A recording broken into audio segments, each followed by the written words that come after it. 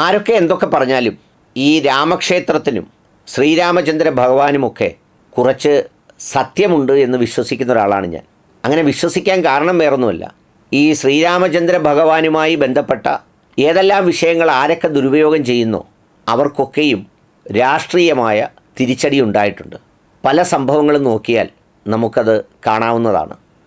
അതിന് നേതൃത്വം നൽകിയവരും അതിനെ തെറ്റായ രീതിയിൽ ഉപയോഗിക്കുന്നവർക്കുമൊക്കെ ശക്തമായ തിരിച്ചടിയാണ് വിധിയെന്നോ ജനങ്ങളെന്നോ പറയുന്നവർ നൽകിക്കൊണ്ടിരിക്കുന്നത് എന്നത് നമ്മൾ പരിശോധിക്കുമ്പോൾ മനസ്സിലാവും. ഇപ്പം ഏറ്റവും ഒടുവിൽ അയോധ്യയിലേക്ക് നേരിട്ട് നടത്തിക്കൊണ്ടിരുന്ന സ്പേസ് ജെറ്റ് അവരുടെ വിമാനങ്ങൾ ഇനി അയോധ്യയിലേക്കില്ല എന്ന് പ്രഖ്യാപിച്ചു. അത് അവർക്കെന്തെങ്കിലും വിരോധമുള്ളതുകൊണ്ടല്ല, ഒരു കൃത്രിമമായ ഹൈപ്പ് നൽകി ഇന്ത്യ മുഴുവൻ അങ്ങോട്ടൊഴുകുന്നു എന്ന് വരുത്തിയിരുന്ന ആ ഖ്യാതിയൊക്കെ അവിടെ അവസാനിക്കുന്നു എന്നും വിശ്വാസികളായിട്ടുള്ള ആളുകൾ പോയി പ്രാർത്ഥിക്കുന്നതിനപ്പുറത്തേക്ക് വലിയ ഹൈപ്പുകൾക്കൊന്നും വലിയ പ്രാധാന്യമില്ലെന്നുമാണിത് സൂചിപ്പിക്കുന്നത്. അതിനെക്കുറിച്ചാണ് എനിക്ക് പറയാനുള്ളത്.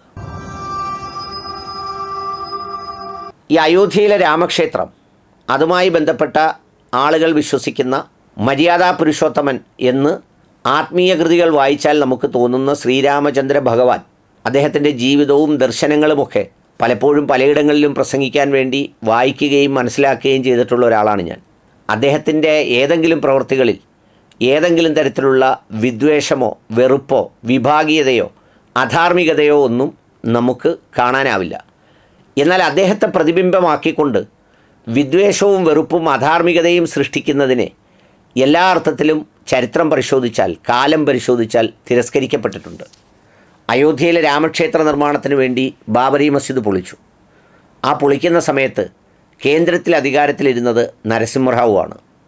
ആ ദൗത്യത്തിന് നേതൃത്വം നൽകിയത് LK അഡ്വാനിയാണ്. ഒപ്പം നിന്നത് മുരളി മനോഹർ ജോഷിയാണ്.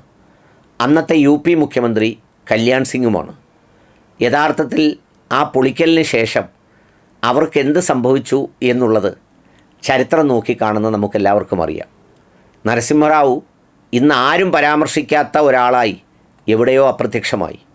അദ്ദേഹത്തിന് നമ്മുടെ രാജ്യത്തെ ഭാരതരത്ന പുരസ്കാരമൊക്കെ നൽകി ഈ അവസാന കാലഘട്ടത്തിൽ വലിയൊരു ഹൈപ്പുണ്ടാക്കാൻ നോക്കിയിട്ടും സ്വന്തം സംസ്ഥാനത്തിൽ പോലും ആരും ഏറ്റെടുക്കാനാവാത്ത ഒരു സ്ഥിതിയിലേക്കെത്തി. അധികാരം വാജ്പേയിക്ക് ശേഷം അദ്വാനിയിലേക്കാണ് കേന്ദ്രീകരിക്കാൻ പോകുന്നതെന്ന് നമ്മളൊക്കെ വിശ്വസിച്ചപ്പോൾ ആ അധികാരം അദ്ദേഹത്തിന് നഷ്ടപ്പെടുകയും അപ്രസക്തനാവുകയുമാണ് ചെയ്തത്. മുരളി മനോഹർ ജോഷിക്കും അതുതന്നെ സംഭവിച്ചു. കല്യാൺ സിംഗും എവിടെയോ ആയി അദ്ദേഹം മരണപ്പെടുകയും ചെയ്തു. അതിനുശേഷമുള്ള രണ്ടാം ഊഴമായിരുന്നു ഇപ്പോഴത്തെ രാംലല്ല പ്രതിഷ്ഠയും അതിൻ്റെ നിർമ്മാണവുമൊക്കെ. വിശ്വാസികളുടെ വികാരമായി രാജ്യത്തെ സുപ്രീം കോടതി നൽകിയ ഒരു തീരുമാനത്തിൻ്റെ പിൻബലത്തിൽ ഒരുപാട് മനുഷ്യർക്കതിൽ വ്യത്യസ്ത അഭിപ്രായവും വികാരപരമായ വേദനയുമൊക്കെ ഉണ്ടെങ്കിലും അതിനെ നിശബ്ദമായി അംഗീകരിച്ച് അവിടെ ക്ഷേത്രമുയർന്നു. അതിന് പകരം കൊടുത്ത പള്ളിയുടെ സ്ഥലമോ നിർമ്മാണമോ എങ്ങും എത്തിയില്ല. അത് എത്തണമെന്ന് എനിക്ക് വ്യക്തിപരമായി യാതൊരു ആഗ്രഹവുമില്ല, അതിനൊട്ടും പ്രസക്തിയുമില്ല. ഏതായാലും അതിൻ്റെ കാർമ്മികത്വം അടക്കമുള്ളവയെല്ലാം മുന്നിൽ നിന്ന് നിർവഹിച്ചത് നമ്മുടെ പ്രധാനമന്ത്രിയാണ്. പ്രധാനമന്ത്രി ആ ദൗത്യം നിർവഹിക്കുമ്പോൾ ഇന്ത്യയിലെ പ്രതിപക്ഷ കക്ഷികൾ ഉൾപ്പെടെയുള്ളവർ വിചാരിച്ചത് ഇതോടുകൂടി ഇന്ത്യൻ രാഷ്ട്രീയത്തിന് മറ്റൊരു ടേൺ അറൗണ്ട് ഉണ്ടാകുന്നു എന്നുള്ളതാണ്. മാധ്യമങ്ങളൊക്കെയും ലൈവായി ആഘോഷിച്ചു. അക്ഷതമെന്ന പേരിൽ എല്ലാ തരത്തിലുള്ള ആളുകൾക്കും അതുകൊണ്ട് കൊടുക്കുന്ന എന്ന് വെച്ചാൽ അതിൻ്റെ ഒരു സാധ്യതയെ എല്ലാ അർത്ഥത്തിലും ഉപയോഗിച്ചു. ഒടുവിൽ അന്തിമ ഫലം വന്നപ്പോൾ എന്തായി സ്ഥിതി? അയോധ്യ നിന്ന ഫൈസാബാദ് നഷ്ടപ്പെട്ടു. ആ അയോധ്യയ്ക്ക് ചുറ്റുമുള്ള ഏതാണ്ട് 9 മണ്ഡലങ്ങളിൽ 5 ജയിച്ചത് സമാജ്വാദി കോൺഗ്രസ് സഖ്യമാണ്. അതിനെല്ലാ അർത്ഥത്തിലും നേതൃത്വം നൽകി ആഘോഷിച്ച പ്രധാനമന്ത്രി വാരണാസിയിൽ തോൽവിക്ക് തുല്യമായാണ് ജയിച്ചത്.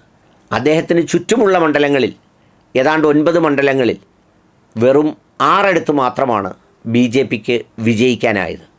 ബാക്കിയുള്ള അവർ 2019 ജയിച്ച 3 മണ്ഡലങ്ങൾ നഷ്ടപ്പെടുകയും ചെയ്തു.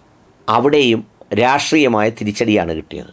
ഇപ്പോഴാണ് ഈ വാർത്ത പുറത്തു വന്നിട്ടുള്ളത്. സ്പൈസ് ജെറ്റ് അന്ന് നേരിട്ട് വിമാനം നടത്തുന്നുവെന്നും അവിടെ ഭയങ്കര തിരക്കാണെന്നുമൊക്കെയാണ് പറഞ്ഞത്.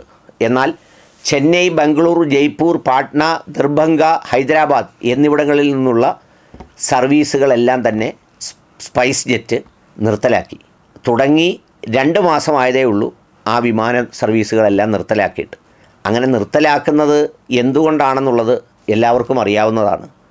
അവിടെ സന്ദർശിക്കുന്നതിനുള്ള ആളുകളുടെ ആവേശം ഒരു ഹൈപ്പ് പോലെ നൽകിയത് ഗണ്യമായി കുറഞ്ഞു.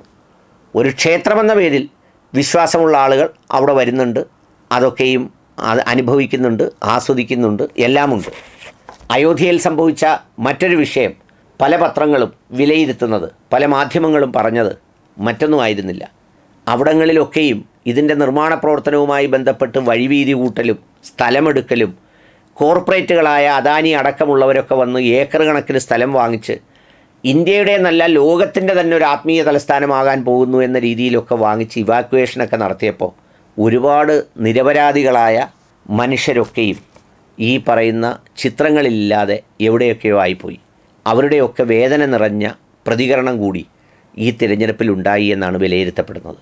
അതുകൊണ്ടാണ് ഞാൻ പറഞ്ഞത്, ഈ ശ്രീരാമക്ഷേത്രത്തിനും ശ്രീരാമചന്ദ്ര ഭഗവാനുമൊക്കെ നിഷ്കളങ്കമായ ഒരു ഭക്തിയുടെയും സത്യത്തിൻ്റെയും ഭാവമുണ്ട്. അതിനെ ദുരുപയോഗം ചെയ്താൽ അത് ആ ദുരുപയോഗം ചെയ്യുന്നവരുടെ മേൽ തിരിച്ചു പതിക്കുമെന്നുകൂടിയാണ് ഈ സംഭവങ്ങൾ നോക്കിക്കാണുമ്പോൾ എനിക്ക് മനസ്സിലാകുന്നത്.